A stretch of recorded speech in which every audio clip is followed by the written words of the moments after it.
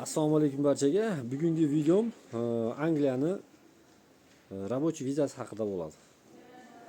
Endi bu videoni tushirishdan maqsadim birinchi o'chirda hozirgi paytda WhatsAppga ko'pchilik menga yozyapti пригласительный qanaqadir bir dokumentlarni ko'rib bering, tekshirib bering. Rostmi $1000 berib qo'ydik, $2000 berib qo'ydik. Xo'sh, berib qo'ygandan keyin yana bir narsalarga pul so'rayapti deb связga chiqyapti. Shuning uchun bu videoni tushirishga qaror qildim.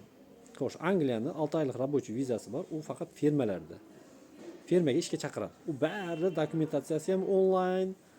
Xo'sh, anketalari ham onlayn. Anketalarni masalan bizlar o'zimiz ham to'ldirib berib yurdik. Kimdir to'ldirolmaydi, boshqa qiladi, ili to'ldirib bering deb aytadi. O'zini bayonda ozginagina uslugasini, summasini olib to'ldirib berib nima qilib yurdik.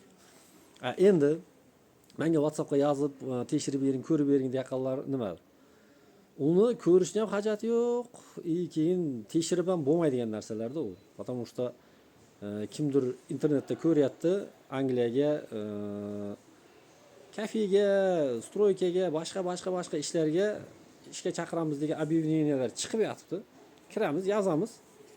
Bo'ldi, chaqiramiz, bo'ldi, ana-mana pasportingni tasha deydi, pasportingizni tashlaysiz. Bir kun, 2 kunda sizga bayanaqa bir qanaqadir bir dogovor, qanaqadir bir пригласительный kelib turibdi-da. Keyin aytadi, страховкаga pul tashavar, или bayanaqa konsulskiy sborga pul tashavar, ana-mana deydi-da, pulingizni yechaveradi. Oxirida 2 oy kutasiz, 3 oy kutasiz. Nima bo'lyapti deb yozsangiz, menga даже oxirida audio zapislarini tashavorganlarim bo'ldi. Oxirida yumshoq aytganda passat qilib yuborgan garchi. Men aytmoqchi bo'layotganim, unaqa internetdagi nimalarga ishonmanglar. Tim bo'li bilmagan, tanimagan odamlarga mana pul jo'natib o'tirmanglar. Xo'sh, Angliya hech qachon bayanaqa har xil stroykaga, ili kafega, ili bayanaqa boshqa ishlarga chaqirmaydi. Faqat chaqiradigani shu 6 oylik dala ishlarga chaqiradi. U realniy через agentstvolar orqali. Agentstvo bo'lganda o'sha Agrichair, Agropraktika, Fruitful Jobs, Oscorbek degani bor edi. Yana shu o'xshagan yana bir ikkita nimalar bor. Ularga bariga o'zingiz anketa to'ldirib, o'sha приглашениеңiz kelsa, onlayn собеседование o'tsangiz, vizaga tashlaysiz onlayn. U ham shunaqa vizangizni olasizda borasiz. Boshqa varianti yo'q. Boshqa bunaqa chorna рабочийlar yoqda ham yetarlik. U yoqdan chaqirib o'tirib, nima qilib o'tirishmaydi.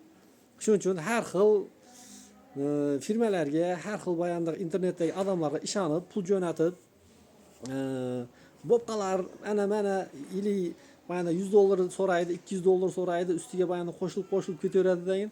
Shuna bir mal $2000 yetganlar ham bor ekan. Men o'zim realni gaplashdim, потому что ular menga связga chiqyapti. Shuning uchun hurmatli yaxshilar, har xil firmalarga ishonib pul tashab o'tirmanglar. Birinchi tekshiringlar, boshqa qilinglar.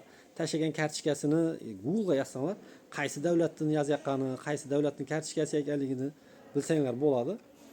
Telefon nomerini Google'ga yozinglar, qaysi davlatdan yozayotganini chiqadi. Qaysi davlatning kodi ekanligini sразу boshidagi 4 ta, 5 ta, 6 ta nomer bilan bilib olsangiz bo'ladi.